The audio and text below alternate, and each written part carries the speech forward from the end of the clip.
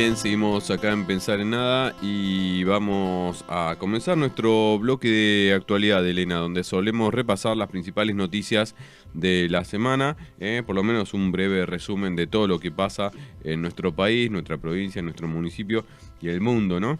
Medio difícil hacer en 15 minutos repasa todo, pero bueno, hacemos lo que podemos. No, repasamos sobre todo porque esta semana fue, bueno, muy cargada de eventos, de información, y están pasando mucho. Levantó la mano, ¿vio? Así a ver, estoy aprendiendo a no interrumpir. Levanté la mano, igual interrumpí decir? en el medio. Sí, que arranquemos por el principio, ahora que me acuerdo, por el domingo, porque los saludamos hace un segundo al compañero, pero también hubo elecciones en Colombia. Sí, yo lo iba a dejar para el bloque internacional, pero usted haga lo que quiera. No, pero por eso del domingo, lunes, martes, vio que a mí me gustaría que toda la semana comience con 1, 2, 3, 4 por una cuestión de que quede más ordenadito.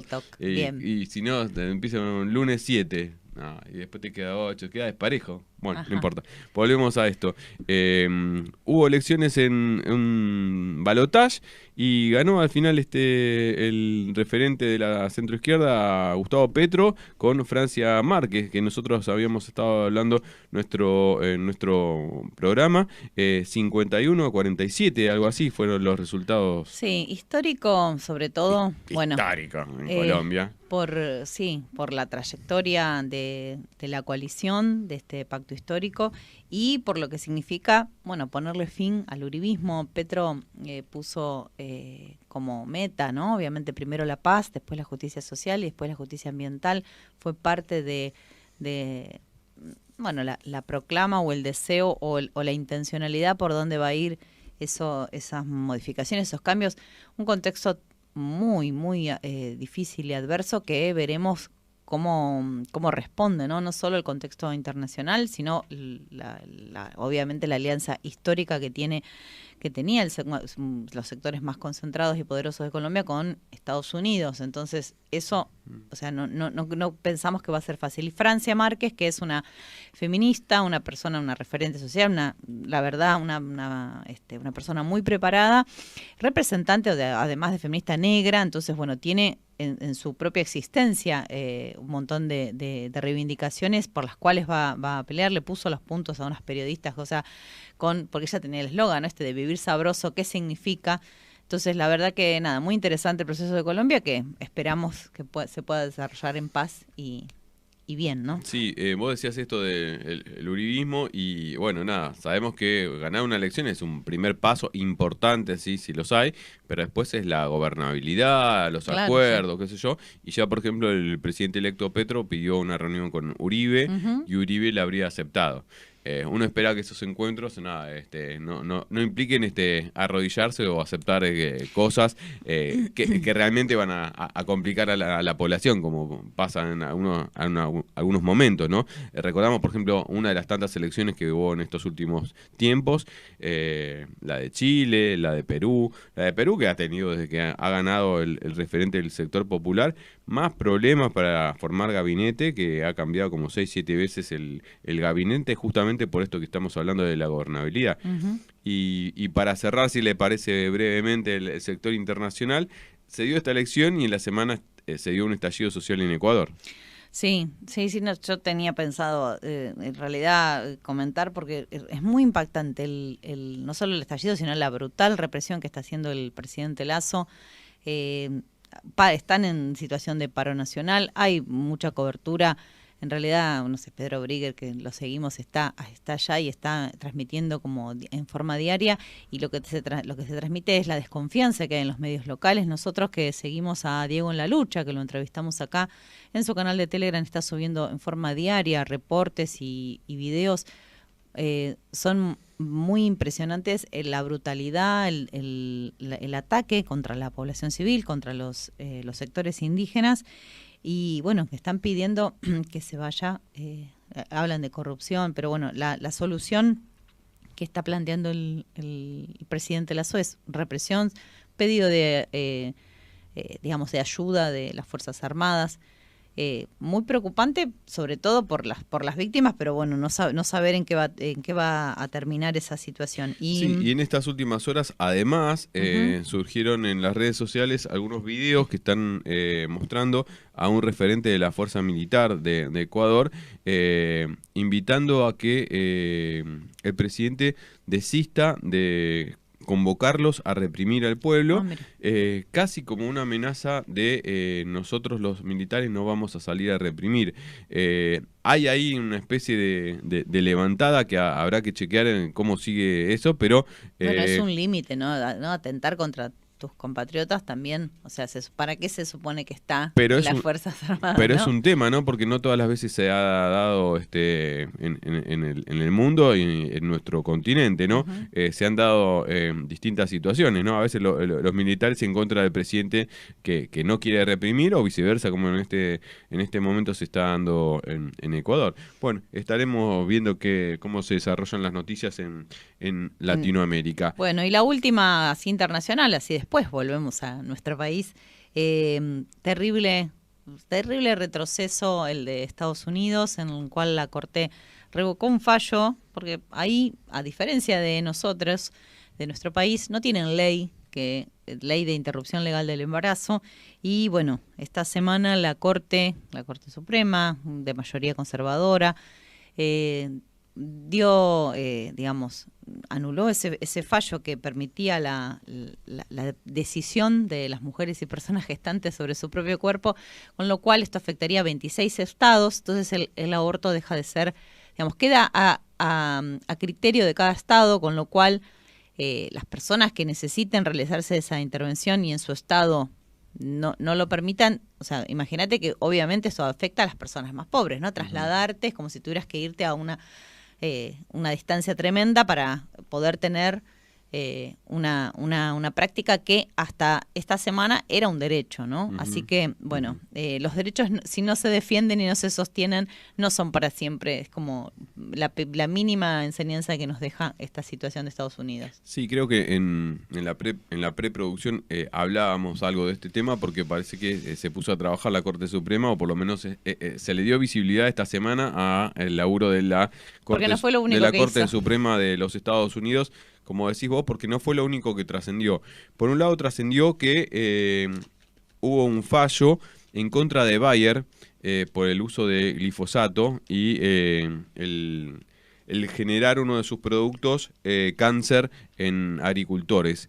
Así que también es algo que sienta precedente, porque hace rato que se viene hablando de estos agroquímicos y su efectos nocivos para la salud, sobre todo en las personas que viven en el campo y que trabajan con estos agroquímicos, ¿no? Y además la gente que no trabaja, pero que también vive en el campo y se ve expuesta, ¿no? Así que sienta un precedente. Y por otro lado también porque...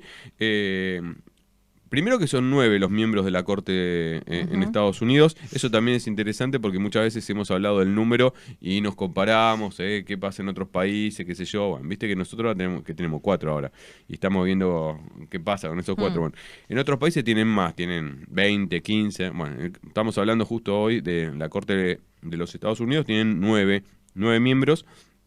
Y hubo otro fallo importante que la verdad salió a contestarlo también el presidente Biden, que viste que está habilitada la aportación de armas en los Estados Unidos. Bueno, pero también, así como el caso del aborto que decías hace un ratito, habían restricciones. Bueno, ¿qué pasó? Esta semana votaron 6 a favor, 3 en contra de que la aportación quede habilitada para lugares públicos. Lo cual, imagínate, uno se imagina la época del viejo oeste. Sí, Falta que salgan a caballo también. Pero digo, estamos hablando de una sociedad en la que las últimas semanas, meses... Una vez por semana hay una ha tenido masacre. Situaciones muy delicadas. El fin de semana pasado en un recital, semanas atrás en una escuela, donde han entrado incluso niños, ¿no?, armados a asesinar a compañeros, a adultos, pero uno cuando dice, bueno, se abre el debate para pensar restringir el uso de armas, no, se habilita al uso de la aportación en sectores públicos. Bueno, nada, la verdad es algo que esperemos que se siga repensando. Ya salieron varios artistas, referentes de la cultura, a manifestarse en contra de esta resolución, contra las armas y además también contra la despenalización del aborto. Y si te parece, cerramos acá el bloque internacionales, porque si no, no vamos a seguir. Y mencionábamos que hoy es un día especial en nuestro país porque se recuerda la masacre de Avellaneda. Y si te parece, Elena, tenemos un audio que recuerda las palabras de Darío hace unos cuantos años. ¿Lo escuchamos? Dale. A ver si me sale, ¿no? Bueno, hoy estamos alrededor de 800 compañeros, 800.000 compañeros, cortando la autopista Buenos Aires-La Plata. Es un bloqueo importante porque, bueno, acá se encuentra el peaje que pertenece a uno de los dueños de los grupos económicos, Macri. Y este amedrentamiento que están utilizando directamente sobre los piquetes, llegar, amenazar con los autos y con armas en mano, que no es la primera vez que pasó, creemos que una nueva estrategia represiva se está dando el gobierno hacia los sectores en lucha. No es casualidad, nosotros lo que vemos que si quieren seguir implementando el modelo económico que están llevando adelante, ahora con mucha certeza, porque está la puja entre los sectores financieros, el empresariado nacional y los sectores organizados que luchan. Los tipos tienen que resolverlo de alguna manera, y hacia los sectores que luchan por lo que están optando es por elevar la vía represiva. Creemos que Piquetes es sinónimo de ser los primeros que salieron a pelear en la Argentina, siendo que había luchas dispersas, luchas discontinuas y todo eso. A mediados del 96, 97, los piqueteros fueron los que primero salieron a poner el pecho en la ruta. Hoy por hoy no nos encontramos ya solos, sino que hay un amplio marco de sectores en lucha que están peleando y en otros lugares, con nosotros y en otros lugares. Creemos que cortar rutas es un símbolo de enfrentamiento directamente con el poder. El mismo poder que todos los días nos está cagando de hambre, que todos los días hace que se mueran los pibes, que todos los días hace que en los hospitales no haya remedio, que todos los días hace que la educación sea mucho más baja, porque sabe que educándonos podemos hacerle frente con conocimiento. Bueno, ellos no pretenden que no lo tengamos. Entonces creemos que cortar rutas es hacer un esfuerzo y una acción para poder cambiar la situación en la que estamos viviendo.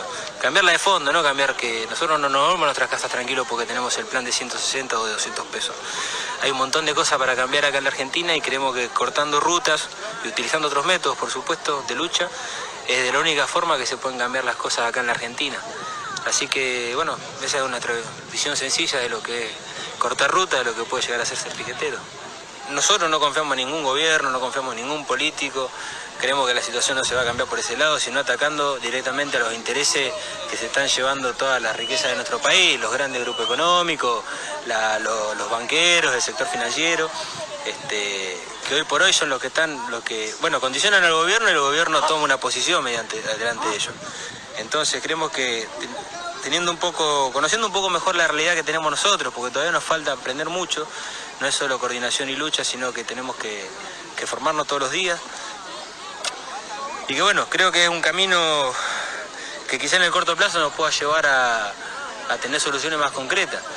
Después iremos construyendo otro camino que nos pueda permitir tener precisiones, tener algo mucho más concreto, alguna precisión más acertada sobre por dónde seguir en la pelea esta. Pero creo que hoy por hoy el camino que tenemos que tener es el tema de la unidad y de la pelea por un solo objetivo en contra de los sectores que están amenazando nuestros intereses hoy por hoy.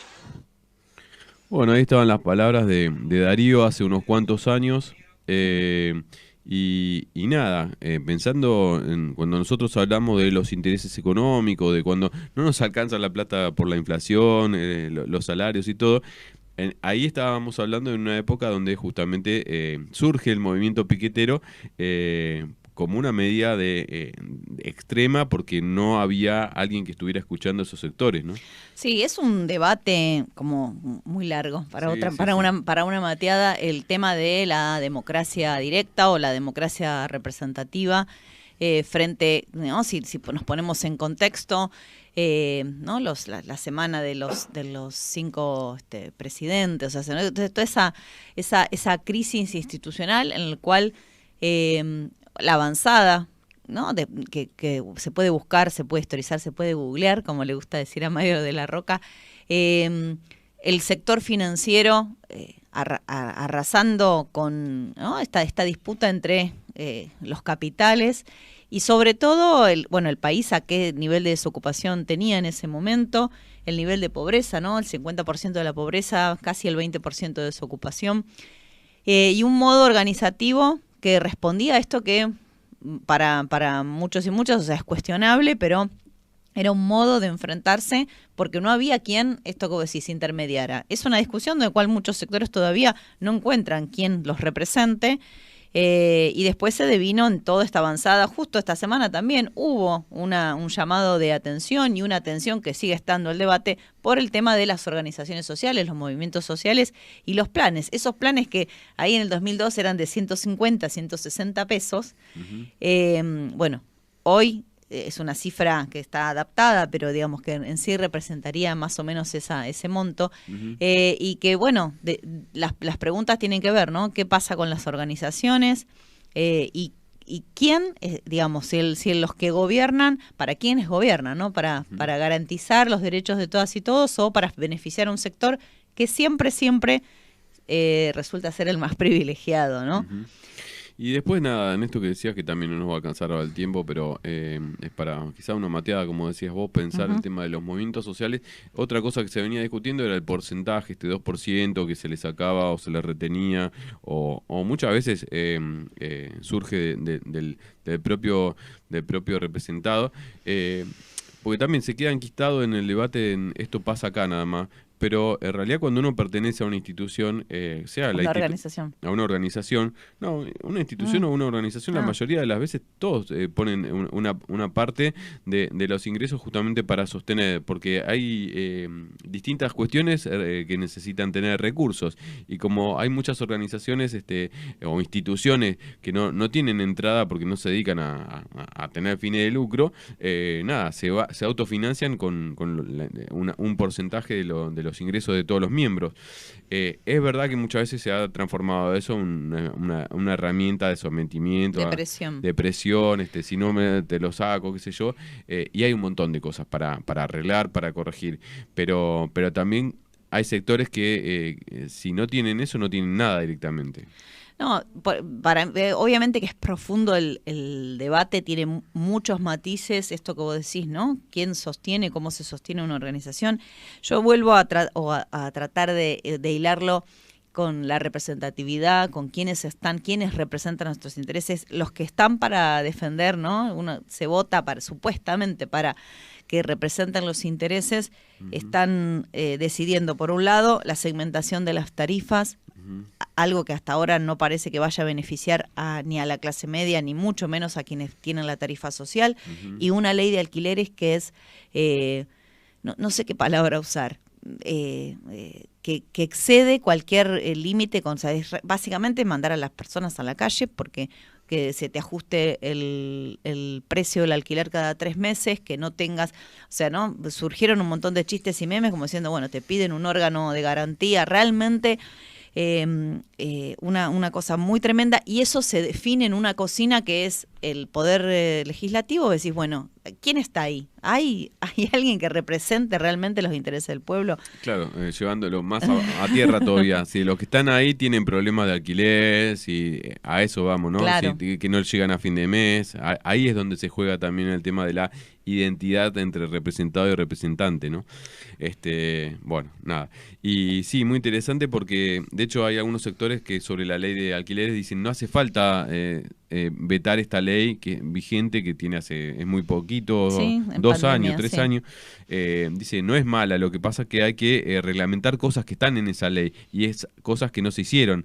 Entonces, por ende, no hace falta sacar esa ley. Bueno, por eso tenés de los dos sectores, uno que la quiere sacar directamente y hacer una ley nueva, y otros que dicen no, hay cosas que se pueden corregir de ahí y beneficiar a los inquilinos corrigiendo o reglamentando cosas que están en esa ley. Sí, bueno, sobre todo eso, digo, ¿quién qué intereses son los que se quieren tocar.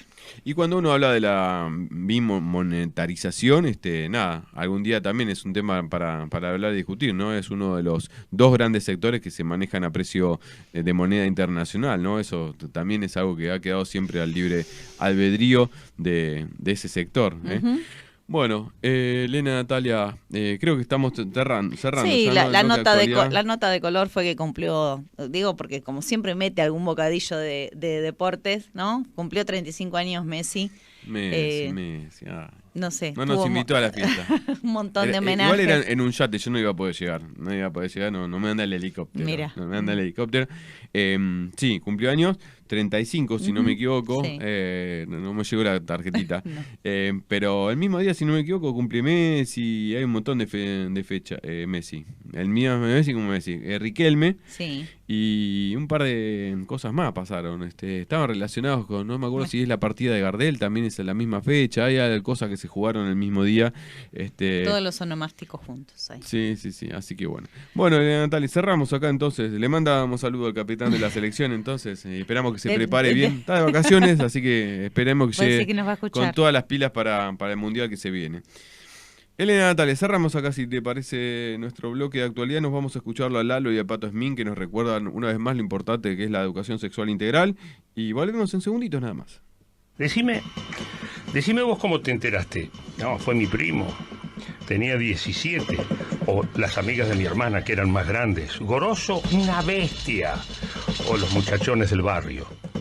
Adultos dudosos, furtivos, enseñando sexualidad. No había ESI.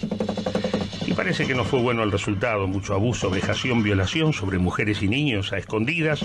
Lo prohibido en nombre del amor o del cariño. Decime vos cómo te enteraste que no existía la cigüeña, en qué consistía la famosa semillita y qué era eso que tenías entre las piernas. A los 13, el gordo nos mostraba revistas porno en blanco y negro atrás de la boletería tratando de tocarnos. No había ESI. Nadie en casa o casi nadie se animaba a tomar la vaca por las tetas y al toro por los cuernos. Te enseñaba la calle, anónima, torcida, la materia más importante de la vida. Parece desatino, pero ese era el camino. Se llama ESI, Educación Sexual Integral.